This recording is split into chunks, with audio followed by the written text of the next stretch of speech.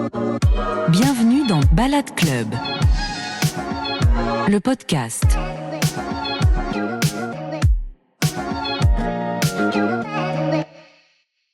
Hello, c'est Wesley. Bienvenue dans un nouvel épisode du Balade Club podcast, le podcast dans lequel on parle de Future of Work.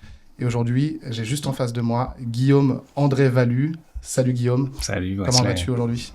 Ça va super bien. Est-ce que tu es prêt à parler un peu de travail, de business ? Ouais, carrément. Ok. Écoute, la première question, j'aimerais savoir quel est ton métier actuellement. Alors aujourd'hui, je suis consultant indépendant. J'accompagne les entreprises pour les aider à faire baisser leurs impacts environnementaux. Donc, je leur fais faire de la circularité, je leur fais faire de la décarbonation, tout ce qu'il faut faire pour baisser nos impacts. Mais ce qu'il faut savoir, c'est que donc ça, c'est un enjeu vital pour nous aujourd'hui. Je pense que tout le monde est au courant qu'il y a un dérèglement climatique et plein d'autres problèmes d'ailleurs. C'est clair.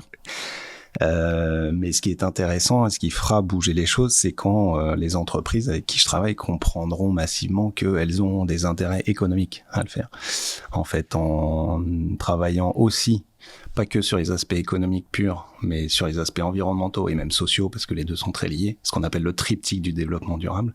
En fait, tu rentres dans des activités beaucoup plus saines à tout point de vue.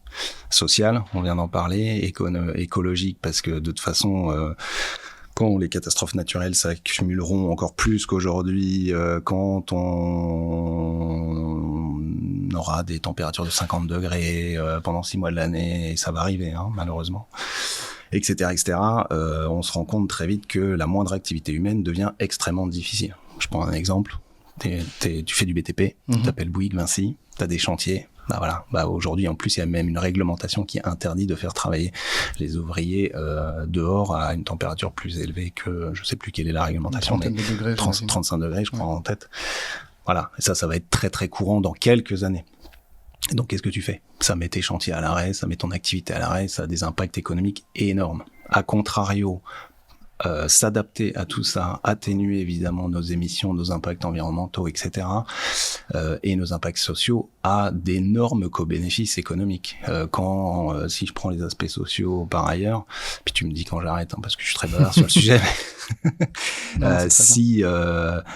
plutôt que de créer du burn-out, pressuriser tes gens, etc., ce qui se passe globalement dans le monde économique aujourd'hui, on compte plus ce genre de cas, tu les considères, tu fais en sorte que ils se sentent bien dans ce qu'ils font, ils ont une vision de là où la structure, l'entreprise veut aller, leur activité a du sens, etc. Et du coup, les gens sont beaucoup plus productifs, beaucoup plus créatifs, et ça donne des résultats extraordinaires, quoi. Alors qu'à contrario, on sait très bien que pressuriser les gens, mettre la pression sur les prix, etc., ça n'a jamais donné rien de bon. Voilà. Ça crée du blocage. Et c'est extrêmement court-termiste. Donc ça peut donner éventuellement des avantages compétitifs ou des avantages économiques à très court terme, mais à long terme, et quand je dis long terme, c'est quelques années, pas besoin d'aller très très loin, ça n'a jamais personne n'a tiré profit de ça. Waouh, c'est deep, on commence tout de suite en profondeur. Ouais, je suis désolé, je suis à fond. Mais c'est ta mission professionnelle, ta raison d'être. Et comment tu résous en partie, à ton échelle, ces problématiques ? C'est quoi concrètement que tu apportes à tes clients ? Alors déjà, effectivement, à ma très humble échelle, puisque en plus je suis même pas dans un gros cabinet, je suis un indépendant. Alors je travaille avec des collègues, j'ai créé un collectif pour cette activité-là, avec pas mal d'autres. Qui s'appelle comment ? Qui s'appelle Archipel Kyosei. Okay. On est une vingtaine aujourd'hui, avec des métiers, des expériences extrêmement différentes. Il n'y a pas du tout que des consultantes en RSE ou ce genre de sujet-là. On est 3-4 experts de ces sujets-là, mais sinon il y a des designers chez nous, il y a des facilitateurs en intelligence collective, il y a des gens qui sont dans l'innovation, il y a des gens qui sont dans le branding pur, la com. On a des psychologues sociaux, on a des naturopathes. Okay. Tu vois, c'est très très large. Des gens qui sont dans la bio-inspiration, etc. On a tous et toutes, ça va de 30 à 55 ans, des gens qui ont toujours été indep sur ces sujets-là, d'autres qui ont, comme moi, travaillé dans des grands groupes, entrepris, et puis se sont mis sur ces sujets-là. Enfin, il y a vraiment de tout. Et c'est du coup hyper riche, et ça nous permet aussi, du coup, par toutes ces expertises, d'accompagner les entreprises dans ces transitions-là, écologiques et sociales. À tous les niveaux, en fait, sur plusieurs pans. À peu près à tous les niveaux. Okay, on n'est pas expert de tout, mais grosso modo, okay. Du coup, on couvre pas mal de choses. Ouais. Et puis surtout, par certains profils, on a cette capacité surtout à accompagner ce qui va faire qu'un projet va fonctionner ou pas. C'est-à-dire que quand tu te mets dans une logique d'économie circulaire, une stratégie bas carbone, etc., ou une stratégie RSE, plus simplement, les méthodos sont une chose. Et accessoirement, on utilise tous et toutes les mêmes méthodos, donc ça va pas changer. Il y a des standards à respecter, en tout cas. Il y a des standards à respecter dans certains cas, il y a certaines normes, il y a certaines réglementations, mais surtout, une feuille de route RSE reste une feuille de route RSE. Mais ce qui est important, c'est la vision que la direction va donner à ses collaborateurs, collaboratrices et à toutes ces autres parties prenantes. Il faut que ce soit sexy, il faut que ça donne envie, il faut que ça parle aux gens. Et pourquoi il faut ça ? Parce que ça va donner du sens, ça va embarquer les gens, les collaborateurs, collaboratrices, les parties prenantes, et ça va, comme je disais tout à l'heure, les motiver à travailler à ça, quoi. Voilà. Et pour qu'un projet fonctionne, en fait, c'est pas la méthodologie qui fait que ça fonctionne, c'est le lien que tu crées entre les différents êtres humains, entre les différentes parties prenantes, comme un projet qui donne envie de tous et toutes s'embarquer dedans et que ça marche, quoi. Voilà. Et nous, ça, on a vraiment les expertises pour créer ce lien-là chez Archipel QC. Et toi, j'ai l'impression, il me semble, que tu es plus sur la partie marketing, si je ne me trompe pas. Alors moi, mes 3 grands domaines d'expertise, c'est économie circulaire. Donc économie circulaire, c'est quoi ? On connaît tous et toutes le recyclage, ça c'est la dernière boucle, mais il y a beaucoup de choses dans l'économie circulaire et ça couvre les 360 degrés de la chaîne de valeur d'une activité. Donc si on part de la fin de vie, c'est le recyclage, mais c'est aussi des mots que vous connaissez peut-être comme le remanufacturing, le reconditionnement, du back market, du réemploi. Le Bon Coin, Envie, Emmaüs, ce genre de choses, enfin des produits d'occasion qu'on remet sur le marché. Ça concerne pendant la durée d'usage, d'utilisation des produits, que ce soit un client B2B ou B2C, un consommateur, consommatrice finale, ce qu'on appelle l'allongement de la durée de vie. Comment moi, entreprise et marque, je les accompagne pour allonger au mieux la durée de vie de leurs produits. Parce qu'aujourd'hui, on est très clairement dans une société de surconsommation qui a des impacts absolument dramatiques sur la raréfaction des ressources, sur la production de déchets. Je vais pas sortir tous les chiffres et les ordres de grandeur, on en aura pour 4 heures, mais c'est catastrophique. Et on va être très très vite à court de toutes ces matières, de tous ces minerais. On entend Trump en ce moment qui veut aller chercher les terres rares au Groenland ou en Ukraine. C'est totalement stratégique. On en a besoin aussi pour notre transition écologique et énergétique. Et si on rentre pas dans des boucles de circularité, ça va être catastrophique parce qu'on n'en aura plus et parce qu'en plus ces extractions minières ont un impact environnemental gigantesque. Voilà. Donc allongement de la durée de vie, intensification de la durée de vie, et puis même avant, c'est avant l'usage, c'est les achats responsables, c'est l'éco-conception, c'est aller vers des matières plus biosourcées, des alternatives aux énergies fossiles, aux matières fossiles. Voilà. Donc il y a plein de leviers. Mais réfléchir plus responsable à tous les niveaux, quoi. À tous les niveaux. Et vraiment avant, sur pendant, 360% de degrés de ta chaîne de valeur. Donc il y a plein de choses à faire dans plein de domaines. Donc ça, c'est ta première casquette, économie circulaire. Économie circulaire. Et c'est aussi beaucoup les modèles économiques. Changer de modèle économique, le rendre plus circulaire en intégrant ces mesures, mais c'est aussi changer mon modèle économique. Est-ce que je suis sur un modèle production-vente qui aujourd'hui nous fout dedans, ou est-ce que je vais sur un autre modèle, les modèles économiques circulaires. Mais voilà, ça se travaille, ça se comprend, c'est des autres paradigmes, c'est des autres manières de faire, il y a des business plans à faire autour de ça, il y a une compréhension à avoir, être sûr qu'il y a un marché, être sûr qu'il y a, que je réponds à une offre, etc. Et moi, j'ai cette formation école de commerce, école de management, j'ai fait 15 ans de marketing en grande conso, donc en plus j'ai ce prisme économique très fort qui me permet de comprendre les problématiques de ces acteurs économiques et de les accompagner pour y répondre, les mettre dans ces réductions d'impact environnemental et social sans mettre en danger la pérennité financière, économique de l'entreprise, évidemment. C'est pas le but. Ce que je dis toujours, c'est que pour être durable, il faut être rentable, parce qu'il faut investir, il faut de l'argent, il faut des ressources humaines pour pivoter, être durable. Mais pour être rentable, il faut être durable. C'est ce que je disais. Demain, si tu fais pas gaffe à tes impacts, et si tu ne réduis pas tous nos impacts environnementaux et sociaux, c'est over, quoi. Ok, donc les 3 casquettes, pour récapituler, il y a vraiment le côté économie circulaire. Économie circulaire, le deuxième, c'est décarbonation, parce que c'est un point d'entrée quantitatif assez simple à aborder avec les entreprises, et puis pareil, il y a une réglementation autour des bilans carbone. Donc voilà, mais c'est juste une excuse entre guillemets. Enfin, c'est sûr que faire un bilan carbone, savoir où sont tes postes d'émission, ça permet de faire les 20-80, de savoir où travailler. Mais de toute façon, derrière, l'idée, c'est d'élargir le spectre, à faire en sorte de faire baisser tes impacts environnementaux, pas que sur les aspects carbone, mais sur les aspects circulaires, de biodiversité, etc. Et puis, comme j'ai ce lourd passif de marketeur en grande conso, le marketing, ça me connaît, stratégie marketing, mix marketing, etc. Et donc, j'accompagne, une fois que tu as pivoté vers un modèle un peu plus à impact, un peu moins dégénératif, comme on dit aujourd'hui, il faut revoir toute ton offre produit-service, toute ta stratégie marketing et tout ton mix marketing derrière. Et en plus, il faut éviter de faire du greenwashing, sinon tu te prends les pieds dans le tapis et tu te fais bâcher. Un autre piège. Voilà. Et donc, il y a plein de codes à avoir, il y a plein de réflexes à déconstruire et à reconstruire. Voilà, donc c'est mieux de se faire accompagner, effectivement. Ok. Je vois, mais c'est un vaste sujet, c'est bien, donc on va poser les bases comme ça dès ce début d'épisode. Et puis les prises de conscience, on n'est jamais trop conscient de ces choses-là. Et puis oui, il y a toute la sensibilisation, ça c'est hyper important parce que les gens maintenant sont bassinés toute la journée avec ces problèmes-là de dérèglement climatique et autres, mais en fait, quand tu creuses un peu, ils connaissent mal les sujets et ils connaissent pas ce qu'on appelle nous les ordres de grandeur, c'est-à-dire savoir à quel point c'est dramatique ou savoir entre ça et ça, qu'est-ce qui est mieux de faire, parce que ça c'est très bien, les ampoules basse conso c'est très bien, mais l'impact est relativement faible. Par contre, l'extraction minière, un voyage en avion, la consommation de tel ou tel aliment énorme tout de suite, quoi. Voilà.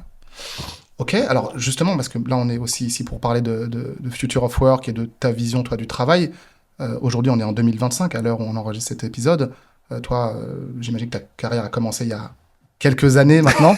Ça se voit tant que ça. Mais en tout cas, je ne sais pas depuis combien de temps, mais en tout cas, j'imagine au moins 20 ans. J'ai 47 ans, donc une vingtaine d'années. Depuis 23 ans, donc, je suis sur le marché du travail. Depuis le début des années 2000. Entre le début des années 2000 et aujourd'hui. Je suis sorti d'école en 2000, exactement. Ok, voilà, c'est parfait. Et justement, sur ces 25 ans, qu'est-ce que tu observes comme changement, ou plutôt, je vais être un peu plus spécifique dans ma question, c'est, j'imagine qu'en 2000, on ne parlait pas autant de ces problématiques-là. Pas du tout. Comment, toi, ta carrière a évolué par rapport à ces prises de conscience-là?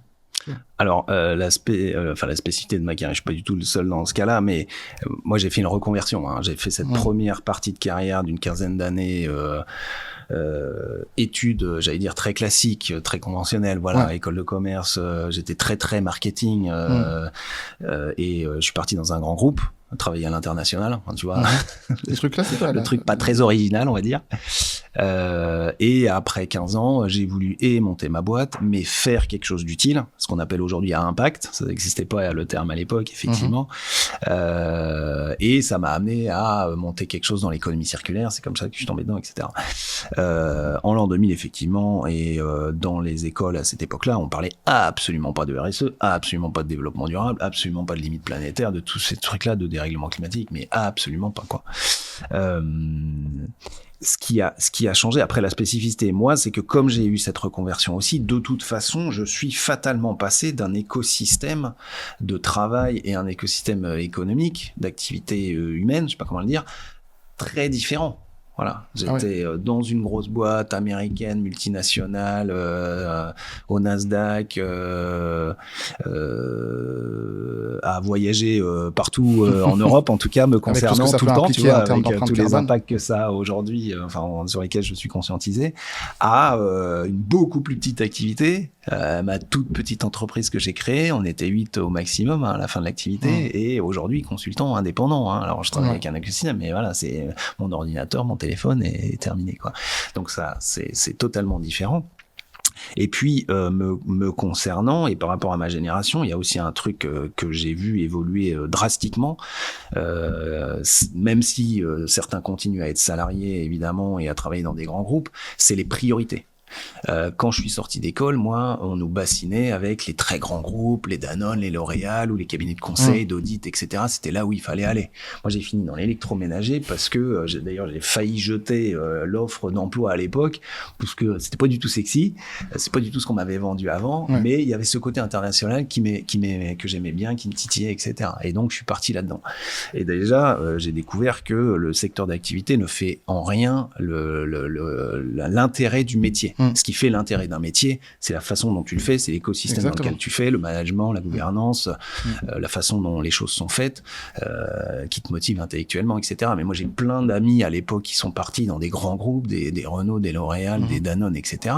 et qui faisaient du marketing, voire même des études, et qui s'emmerdaient royal, quoi. Ouais. Et même dans les secteurs d'activité soi-disant sexy, ça ne garantit pas que tu vas t'épanouir dans ton métier. Tu peux être dans un secteur d'activité vu comme froid ou chiant, et au contraire faire des choses. C'est ça. Moi, j'étais dans l'industrie. C'est pas sexy à l'époque, ou c'est pas sexy quand tu sors d'école. Dans l'électroménager, pas sexy non plus, même si pour le coup, je disais toujours, au moins, je satisfais 95% des ménages, quoi, des foyers. Mais ça a été passionnant. Enfin, j'ai changé de métier tous les 2 ans. J'étais dans une boîte américaine en plus, donc avec une gouvernance, des structures où tu évolues facilement, on te donne ta chance, etc. Mais à l'époque, malgré tout, quand j'ai commencé pendant en tout cas au moins 10 ans de cette première carrière, mes objectifs, c'était monter en responsabilité, devenir directeur, VP, je sais pas trop quoi, et puis accessoirement, on me bassinait avec ça. Voilà. Un peu ce que les Américains appellent la rat race. Non, mais aussi c'est pas ça un peu, mais aussi parce qu'il se trouve que je suis rentré là-dedans par le biais d'un programme de jeunes diplômés, comme on dit, les fast track programmes ou ce genre de trucs, où du coup t'es vu comme les futurs dirigeants de la boîte, et donc t'as un VP qui est ton mentor, qui t'accompagne. Enfin, moi je me souviens très bien de mon VP mon mentor que j'adorais, qui était très sympa, mais qui à 25 ans vient me voir et me dit avec son accent anglo-néerlandais, Guillaume, dans 10 ans, où est-ce que tu te vois dans l'entreprise? VP de quoi? J'étais là, waouh, mais de quoi tu me parles, quoi? J'ai 25 ans, voilà. Mais malgré tout, c'était une époque où tu avais encore cette logique carriériste, je reste très longtemps dans une boîte, idéalement une grosse boîte parce qu'il y a la sécurité de l'emploi, etc., etc. Et j'ai appris plein de choses, c'était super, j'ai bien été formé, je ne regrette rien de cette époque-là, bien sûr. Mais aujourd'hui, où j'ai shifté vers des activités beaucoup plus indépendantes, entrepreneuriales, etc., moi, ce qui me plaît aujourd'hui, c'est le côté agile, c'est le côté émulation intellectuelle en permanence, parce que tu bouges, tu fais ce que tu veux. Et puis, évidemment, par rapport à mon métier actuel, là, sur ces sujets environnementaux et sociaux, c'est l'absence de dissonance. C'est-à-dire que l'employeur, un grand groupe, entreprise classique, soit plus ou moins d'équerre, aligné à une certaine morale, etc., ou beaucoup moins, il y a de la dissonance, quoi qu'il en soit. Surtout quand tu arrives à certains postes très importants. Tu as des responsabilités, on te demande de réduire de 10% les effectifs, c'est pas ton choix, mais il faut le faire, et c'est pas cool, mais voilà. Ou plein d'autres dissonances, évidemment, qui arrivent. Et moi, je le vois avec tous mes copains, mes copines qui font encore ces métiers-là dans ces grosses boîtes-là. Il y a de la dissonance fatalement. Moi, j'ai choisi de sortir de cette dissonance. Alors, ça s'est fait en cours de route aussi, mais je n'ai plus ça aujourd'hui. Il y a d'autres inconvénients. Tu as moins cette sécurité d'emploi. Faut te battre pour la moindre activité, le moindre business, trouver tes clients, mais tu as cette liberté. Et tu te sens aligné, c'est ça quand tu dis qu'il y a plus de alors je me sens 200% aligné, c'est-à-dire que je fais le métier de mes rêves.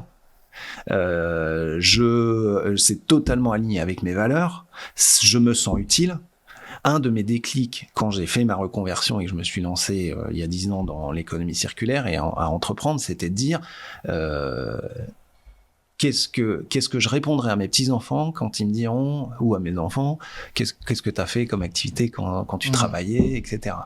Et je me disais, merde, si je leur dis que j'ai fait du marketing, machin, et j'ai développé ça va pas leur parler, ou des trucs un peu plus dissonants même.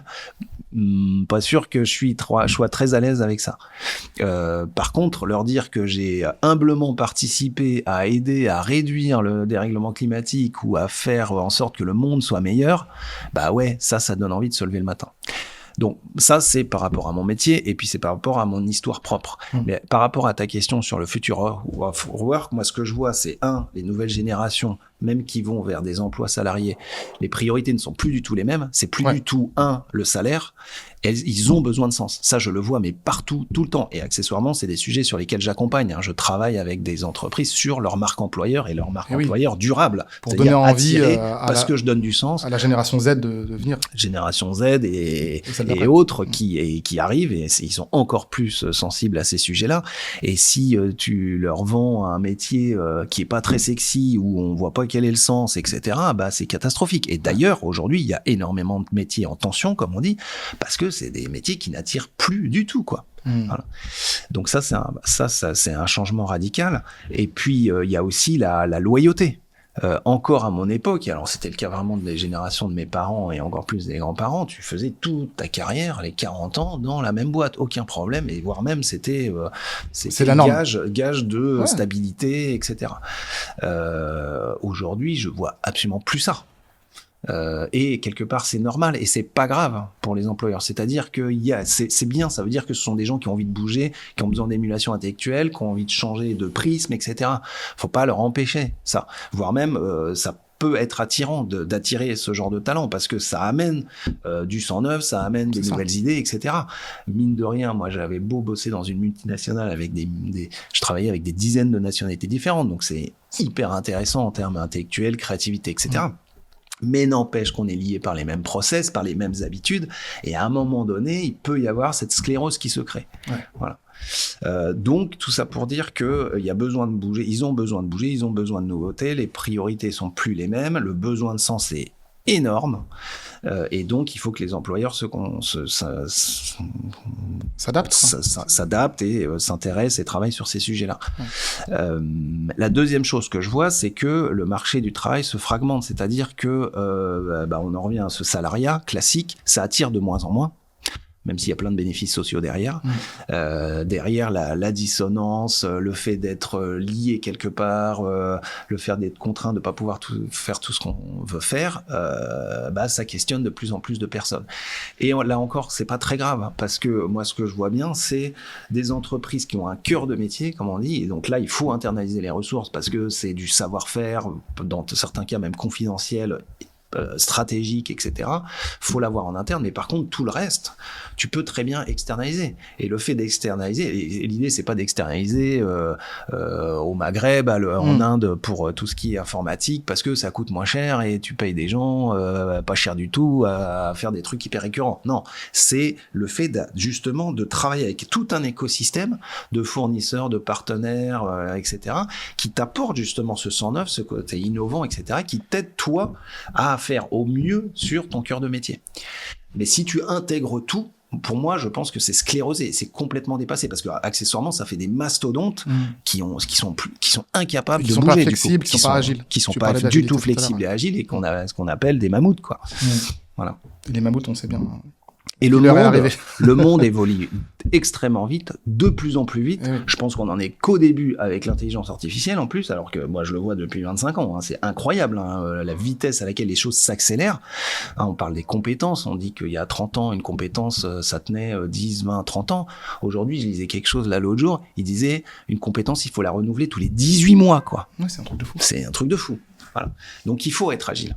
Et donc ce marché un peu éclaté de nomades, de consultants, de prestataires extérieurs, d'écosystèmes externalisés, mais avec lequel tu travailles en vrai partenariat, c'est riche, c'est intéressant, et c'est ce vers quoi il faut aller, je pense, parce que sinon tu te scléroses, tu t'enfermes. Et on voit que ta carrière, ton parcours professionnel suit aussi ça. C'est-à-dire, je pense que le fait que de plus en plus de gens se lancent à leur compte et recherchent du sens en même temps et recherchent plus de flexibilité, plus d'équilibre pro-perso, ça va aussi dans ce sens-là, qu'aussi aujourd'hui l'entrepreneuriat soit plus accessible. Tu vois, le statut d'auto-entrepreneur en France a contribué à rendre ça plus accessible, mais même de manière générale, après, tout n'est pas rose, bien sûr, de nos jours, mais il y a plein de choses qui convergent aussi dans ce sens, et puis évidemment la prise de conscience globale vis-à-vis de tous ces sujets.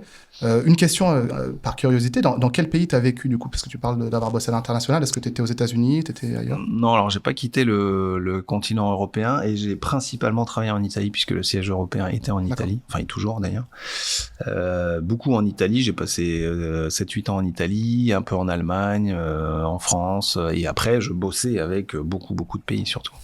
Est-ce que tu as remarqué des choses particulières sur la façon de travailler d'une nationalité à l'autre? Oui, bien sûr. Et c'est quoi les 2-3 clichés de nationalité? Est-ce que c'est vrai ce qu'on dit sur les Français? Bien sûr, il y a des clichés, mais surtout, moi, ce que je trouve passionnant là-dedans, tu vois, ça rejoint aussi des sujets d'actualité, d'exclusion de l'autre, j'entends, qu'on voit aux États-Unis, qu'on voit dans les extrêmes en Europe. Non seulement il y a un aspect moral qui m'insupporte, moi, mais surtout, c'est absurde. C'est-à-dire que la richesse, elle vient de la diversité. Moi, je bossais avec des ingénieurs slovaques, des commerciaux américains, des Mexicains, des Français, des Italiens, des Allemands, etc. Et ce qui est génial, c'est si tu mets que des Italiens dans la salle, d'abord ça va beaucoup bavarder pour pas grand chose. Un premier cliché, c'est parti. Donc à la fin de la réunion, je suis pas sûr que ce soit hyper efficace. Par contre, les Italiens, t'as un problème, ils te préparent le truc en 2-2. C'est du système D, malheureusement qui reste sur le long terme, donc ça c'est l'inconvénient, mais ils sont très forts là-dessus. D'accord. Les Allemands, impossible. Il y a un problème, alors c'est panique à bord, on ne sait pas faire, ou alors il faut processer tout, on vérifie tout, etc. Et on te donne la solution que quand on est archi sûr du truc. Mais ils sont hyper bons, justement, pour processer, pour faire des trucs long terme, de top qualité. Enfin voilà, on connaît leur industrie automobile, etc., etc. Les Slovaques, c'est un peu un mix des deux. C'est des gros bricoleurs, mais qui sont carrés et puis qui comptent pas leurs heures de travail. Je sais pas si c'est bien ou pas bien, mais qui ont la niaque en tout cas. Enfin, il y a aussi cette historique du bloc de l'Est, ancienne URSS, etc. Tu le sens vraiment quand tu vas là-bas et quand tu bosses avec des gens comme ça, quoi. Ils ont la niaque, quoi. Ils ont envie de leur liberté, ils ont envie de montrer ce qu'ils valent, etc. Et donc, moi, je me souviens, je leur demandais, j'appelais l'usine avec laquelle je travaillais à Poprad en Slovaquie et j'avais une problématique et ils me disaient ouais, ok. Alors déjà, ils disent jamais c'est impossible, comme les Français. Ok, on y réfléchit. Le lendemain matin, ils me rappelaient en me disant bah, ça y est, on a trouvé une solution, quoi. Waouh. Et les Français, qu'on critique beaucoup, parce qu'on se critique énormément, et les autres, les Français, ça commence par c'est impossible, c'est toujours compliqué, machin. Mais en fait, quand tu les as un peu dans la poche, quand tu leur expliques le pourquoi du comment, quand tu les écoutes, etc., bah, c'est pareil, ils trouvent des solutions. Et c'est des super ingénieurs aussi, c'est des gens qui font un super taf, c'est des gens qui aiment le travail bien fait, la qualité, les choses faites intelligemment, bien pensées, quoi. Donc chaque culture a vraiment sa pierre à apporter à l'édifice. Ce qui est hyper important, c'est cet ensemble de cultures différentes qui fait la richesse, quoi. Et de prendre les qualités de chacune en essayant de mettre de côté les défauts. Ok. Non, c'est trop beau de prendre le recul sur tout ça, de voir comment, tu vois, comment tout ça s'intègre en fait, comment on peut bosser ensemble et créer le meilleur pour tous avec les différences de chacun, justement. Et si je peux me permettre, comme pont sur le sujet, aujourd'hui, quand je travaille avec des clients, avec mon collectif, sur des accompagnements comme ça aux transformations environnementales et sociales, on parle beaucoup de coopération.